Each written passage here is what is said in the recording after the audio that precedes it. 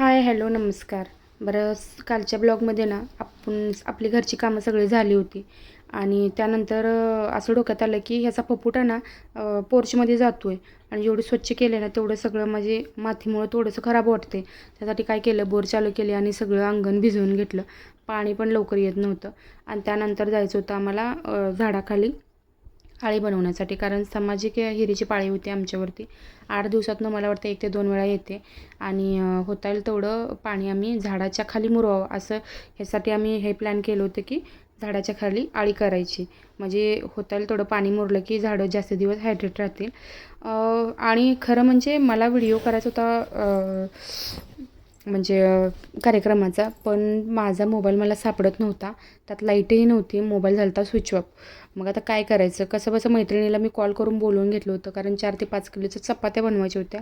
Body अख्खी pen करत होती, खांदे वगैरे दुखत होतं, कारण नॉनस्टॉप आम्ही दोघांनी 3 तास काम केलं होतं.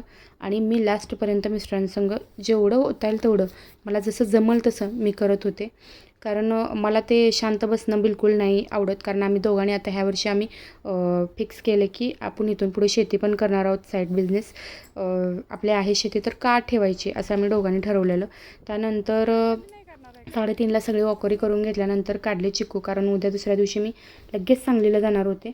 तर आधीच आत्ताच काढून ठेवावे, परत वेळ नाही मिळणार, कारण मला लवकर 6ला निघायचं होतं. तर 2-3 चिकू पिकलेले पण गावलेले, ते पण जराशी मुलांसोबत शेअर करून खाल्ले आम्ही. परत घरी गेले. घरी गेल्यानंतर वस्तीवरची लोकं जरा भेटायला आली होती, त्यांच्यासंग बोललो, कार्यक्रमाची तयारी केली.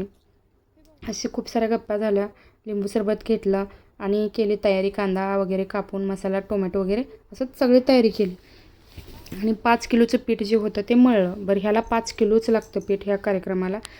कमी बिलकुल चालत नाही, जास्ती चालतं पण कमी नाही चालत. तर अशा प्रकारे आमचा दिवस गेला आहे. संध्याकाळी 12:30 वाजल्यानं लाईफमध्ये पहिल्यांदाच एवढी छान झोप आली. मला आठवतही नाही की मी बिगर मोबाईलची कधी झोपले. पहिल्यांदा बिगर मोबाईलचं मी झोपले होते. तर हा 5 वाजताचा व्हिडिओ आहे आणि तो मी ह्यांच्या मोबाईलमध्ये शूट केला होता. तर ह्यांनी नारळ पाणी काढलेलं आमच्या दोघांसाठी. तोपर्यंत मुलांनी बघितलं आणि परत तिथंच पळत आले की आम्हालाही पाहिजे.